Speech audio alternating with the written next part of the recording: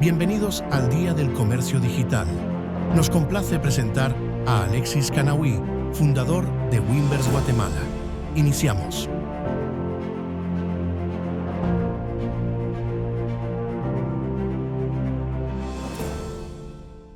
Hola, ¿cómo están? Buenas tardes.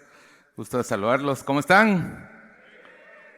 Qué alegre. La verdad es que muy emocionado de poder hablar siempre con emprendedores, de poder compartir un poco del conocimiento que hemos adquirido en los últimos años, hablando, interactuando y tratando de apoyar el ecosistema de emprendimiento. Mi nombre es Alexis Canahui, soy fundador de Wimbers, una plataforma que busca impulsar la innovación, el emprendimiento y la tecnología en el país. Lo hemos hecho desde el 2013 hasta el día de hoy. Incansablemente ha sido un camino complicado como el de todo emprendedor. Y hoy quiero hablar acerca de lo que he aprendido acerca del futuro de los productos y de las empresas tradicionales. Pero antes quiero comenzar contándoles algunos conceptos que he tenido que aprender a lo largo de mi vida. Y el primero es acerca de cómo pensar fuera de tu realidad. Mi realidad de niño, toda mi infancia y mi adolescencia fue vivir en un asentamiento de la zona 6, en un barranco a la orilla del río Negro, Las Vacas, que aquí no se mira muy bien. Y viviendo en este lugar, recuerdo que toda mi infancia y mi adolescencia probablemente no me di cuenta de dónde estaba hasta que un día tomé conciencia y dije, yo no quiero vivir toda mi vida acá. Esta foto fue años después de haber salido de ahí, pero un día dije, quiero salir de esto. Por muchos años solo pensaba en cómo salir de ahí. Todo mi esfuerzo, toda mi dedicación, todo lo que hacía estaba enfocado en una sola cosa: cómo salgo de este lugar, cómo salgo de vivir en este asentamiento donde cuando llegamos ahí no había agua potable, luz eléctrica, vivíamos en una casa de lámina, piso de tierra. Y creo que me metí tanto en eso que por muchos años este enfoque de pensar fuera de mi realidad, fuera del río de las vacas, fuera del río Negro, fue muy difícil. No pensé ni siquiera en qué me quería convertir, no pensé en crear un negocio. Solo mi único objetivo era, hiciera lo que hiciera, tenía que ser salir de esto. Entonces, ¿cómo logramos pensar fuera de nuestra realidad? ¿Cuál es tu realidad hoy? Y muchas veces tenemos una deuda y nuestra misión todos los días al levantarnos es pagar esa deuda, o tenemos un problema, o vivimos en ciertas circunstancias y nos levantamos todos los días pensando cómo salir de esa circunstancia. Y eso nos evita ver fuera otras oportunidades y ver el crecimiento de nuestros negocios o pensar en otras opciones. Esta estadística dice que el 70% de nuestras posibilidades de éxito en la vida dependen de 3 factores. Uno, el lugar donde naciste; el otro es la etnia de tus padres; y el tercero es la educación de tu madre. Estas 3 cosas van a determinar el 70% de tus probabilidades de éxito. Yo me di cuenta de que vivía en un asentamiento rodeado de delincuencia, rodeado de drogas, rodeado de peligro. La educación de mi madre, la etnia de mi madre y de mi padre era indígena, y mi madre no aprendió a leer sino hasta que era adulta. Hasta la edad adulta fue analfabeta toda su vida. Entonces tenía ese 70% de probabilidades de éxito, no los tenía. Entonces cuando descubrí esto me di cuenta que tenía un 30% nada más de posibilidades de éxito, y que ese 30% dependía únicamente de mi esfuerzo y mi dedicación en cambiar mi mente. Y ahí cambió mi forma de pensar, porque me di cuenta que tenía que ser más incisivo, que tenía que ser más determinante, que tenía que encontrar un propósito en mi vida. Cuando tenía 12 años, esta es una de las bendiciones que a veces uno no se da cuenta que le pasan en la vida, pero a los 12 años me pasó una circunstancia muy dura, y es que mi padre muere asesinado, albañil de clase pobre, muere asesinado cuando tengo 12 años, soy el mayor de 4 hermanos. Alguien me dice, ahora vos sos el hombre de la casa, y yo me veo obligado a tener que salir a trabajar, a vender periódicos. Guardo esta gabacha todavía de ese entonces, cuando tuve que salir a los 12 años a trabajar vendiendo periódicos. Haciendo ese trabajo descubro algo que me cambió completamente la vida. Y me han preguntado muchas veces cómo salí de esas circunstancias, y he dado muchas respuestas, y una de las que he dado probablemente es haberme encontrado con alguien que cuando me contrató me dijo, Alexis, hoy, todos los días a partir de hoy, lee el periódico. Yo vendía el diario El Gráfico en la mañana y el diario La Hora en la tarde, el vespertino La Hora en la tarde. Y él me dijo, todos los días lee el diario y lee a este señor que es tu jefe. Y leí a Jorge Carpio Nicol, que era el fundador del diario El Gráfico. Y lo leía religiosamente todos los días antes de empezar a vender el periódico, y leyendo a Jorge Carpio Nicol me cambió la forma de pensar, y yo tuve un sueño ahí, encontré mi propósito, encontré un propósito en mi vida, y dije, yo quiero hacer esto, yo quiero generar un impacto a mi generación, yo quiero hacer algo que trascienda más allá de ganar dinero, más allá de obtener fama. Quiero hacer algo que realmente genere un impacto. Eso fue cuando tenía 12 años en el 95. Y ese sueño fue como un motor que me empujó. Y si hoy digo, ¿cómo pude salir de este barranco? ¿Cómo pude pensar fuera del Río Negro? ¿Cómo pude pensar fuera del Río de las Vacas? ¿Cómo pude pensar fuera de las limitaciones que tenía? La única respuesta que tengo es haber encontrado un propósito en mi vida. A los 12 años encontré ese propósito, y hoy digo, no hay nada que puedas hacer si no tenés un propósito. Y empecé a buscar ese propósito, no fue fácil encontrarlo, me tuve que convertir en un vendedor ambulante, vendiendo libros y discos, ambulante de puerta en puerta, hasta que un día pusimos una tienda. Ahí estamos poniendo el rótulo, mi hermano Elder y yo, de esta tienda que pusimos en la zona 6, que a los 6 meses fracasó rotundamente porque no sabía nada de administrar un negocio, y se vino abajo literalmente el negocio y perdimos todo.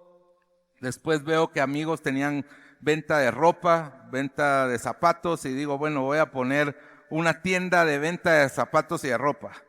No era mi propósito, no sabía nada de eso. Lo único que sabía es que a mis amigos les iba bien, pero no sabía nada de poner un negocio como esto. ¿Qué aprendí de este negocio? Hay muchas lecciones acerca del fracaso, porque este negocio también fracasó rotundamente. Me quedé endeudado, perdí dinero, porque no encontré el propósito que tenía en mi vida. No era el propósito que había descubierto para mí, era solo por ganar dinero. Pero años después,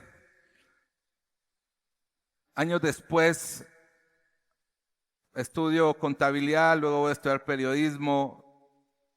Prometo estar solo 5 años en la Universidad de San Carlos, y cumplí la promesa. A los 5 años me fui, sin graduarme, pero me fui. Y estudié periodismo, entonces salgo de ahí, comenzamos un medio de comunicación, siguiendo mi sueño de generar un impacto. Y este medio de comunicación se llamaba Actitud. Este medio de comunicación fue una revista que ganó un premio en este video. Revista impresa para Revista Actitud.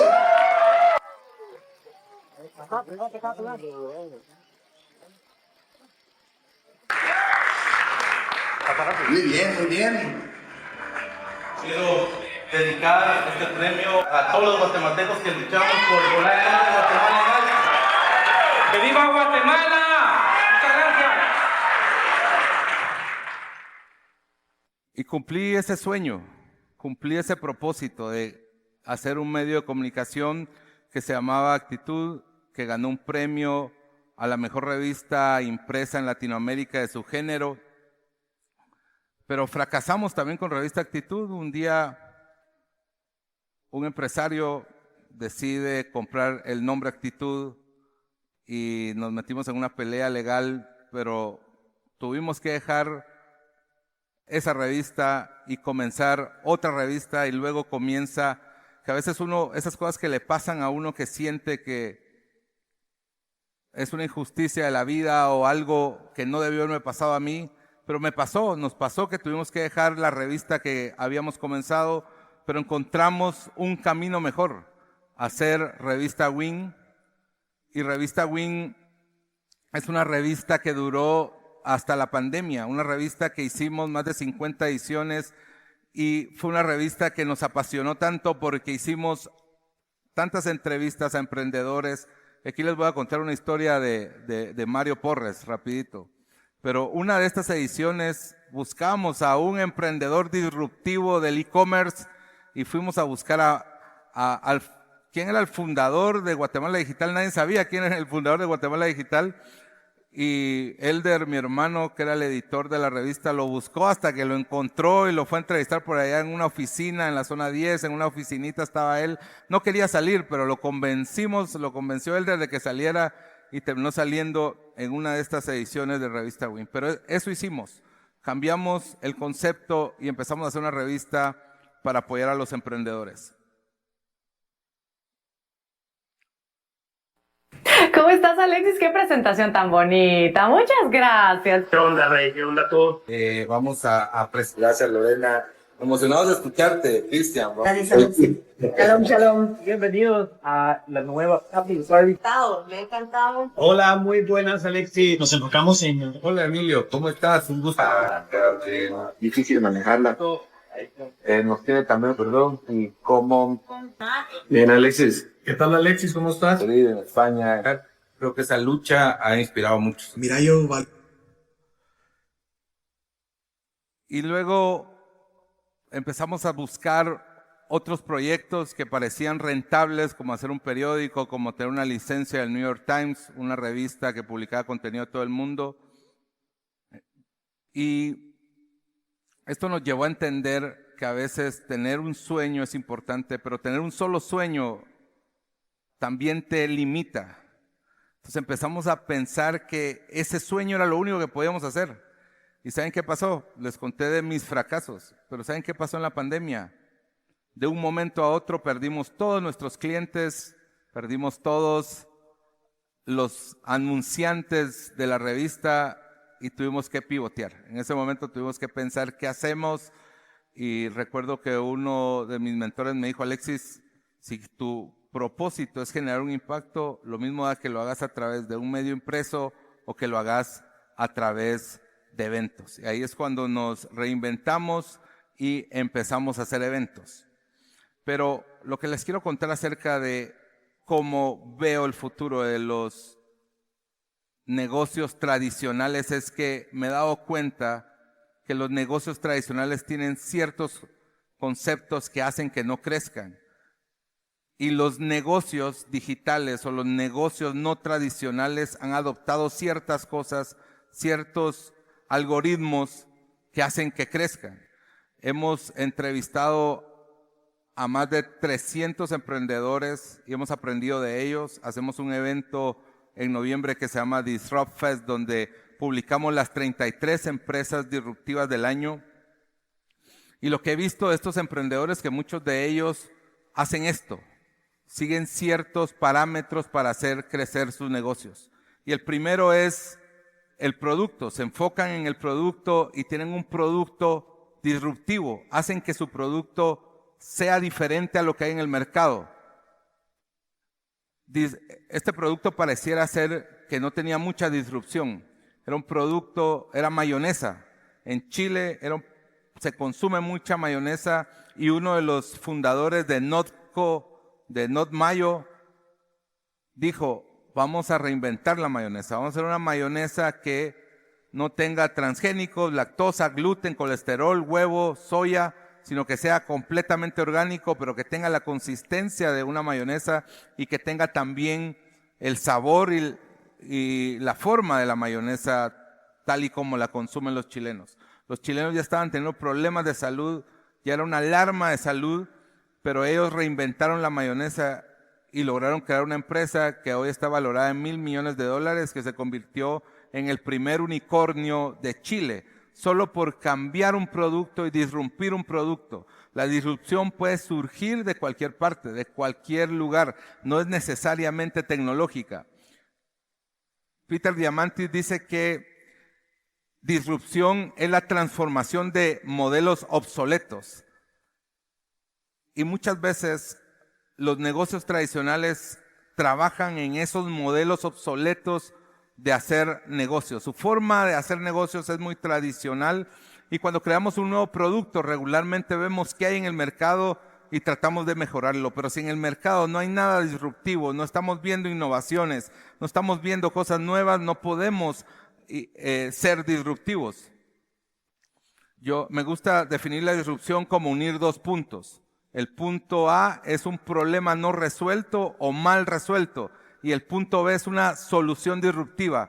Cuando unimos estos dos puntos con tecnología, en ese momento nace la disrupción.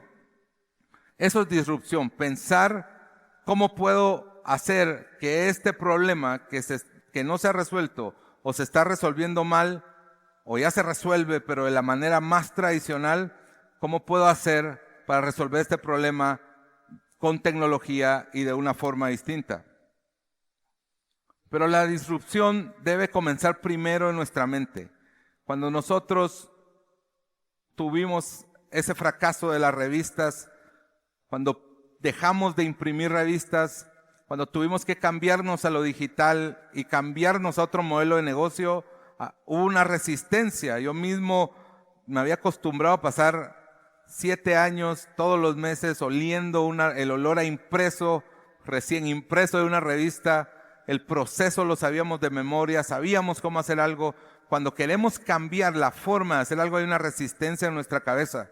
Cuando queremos cambiar la manera en la que hacemos las cosas, porque así se han hecho siempre, porque de esa manera lo hacía todo el mundo, o de esa manera lo hace todo el mundo, cuando queremos cambiar hay una resistencia en nuestra mente. Entonces el primer lugar donde tenemos que disrumpir es en nuestra mente.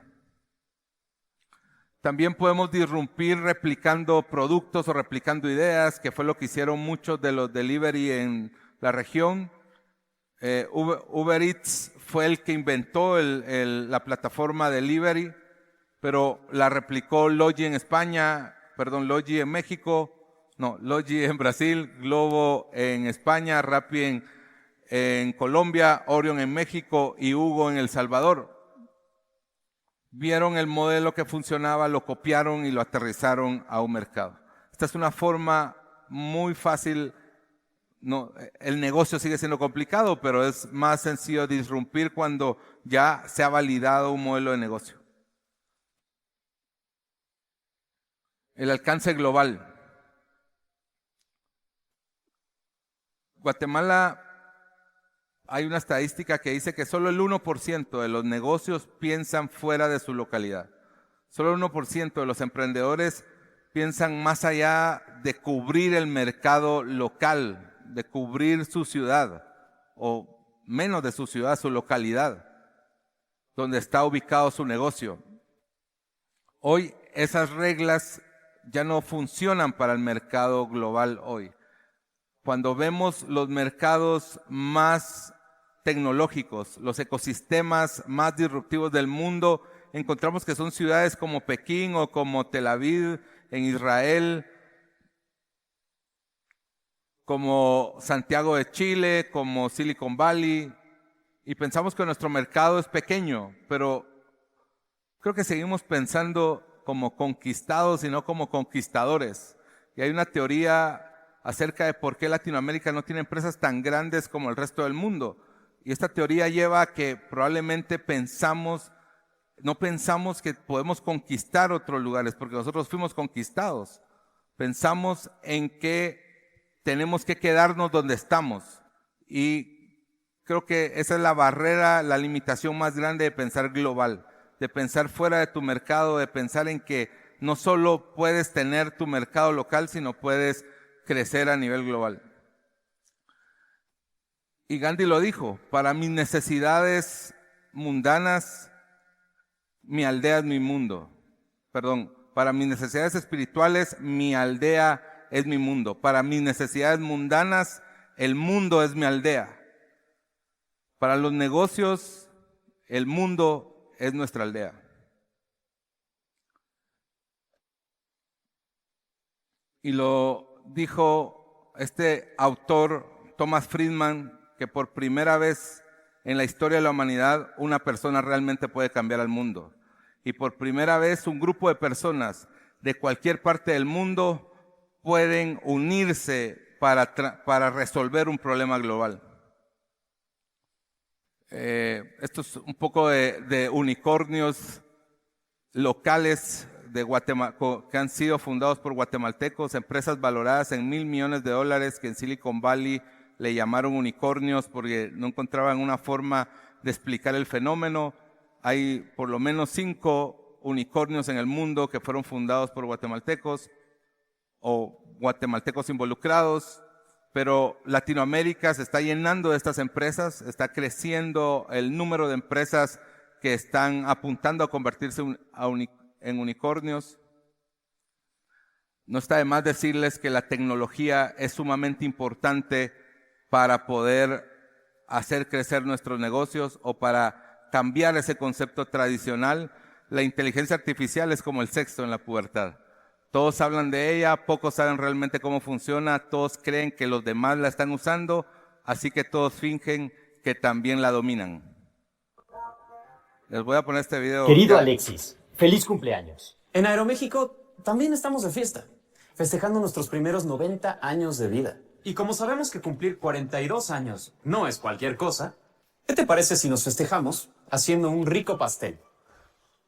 Pero no cualquier pastel. Uno hecho con ingredientes inspirados en ti. Empezamos con un poco de nubes para darle esponjosidad. ¿Sabías que en el año en que naciste, así se veía nuestro logo? Increíble, ¿no? Y el género que más se escuchaba era pop. Ahora agreguemos un puñado de Virgo. Este signo le da un sabor especial. Según la astrología, estos son los destinos que deberías visitar. No olvidemos añadir un poco de playas, ciudades o montañas para que no te falten los viajes. Mezclamos los ingredientes y metemos al horno. Este año queremos que sigas viajando mucho y que sigas explorando el mundo. A la cuenta de 3, sopla tu pastel. 1, 2, 3. De parte de toda la familia Aeroméxico, te deseamos... Sorprendente lo que puede hacer la inteligencia artificial. Termino con esto. Lo importante acerca de la inteligencia artificial o de lo que puede hoy hacer la tecnología con los negocios tradicionales, ni siquiera es qué es o qué no es, sino qué podría ser. Una manera de hacer mejor todo lo que nos importa. Muchas gracias.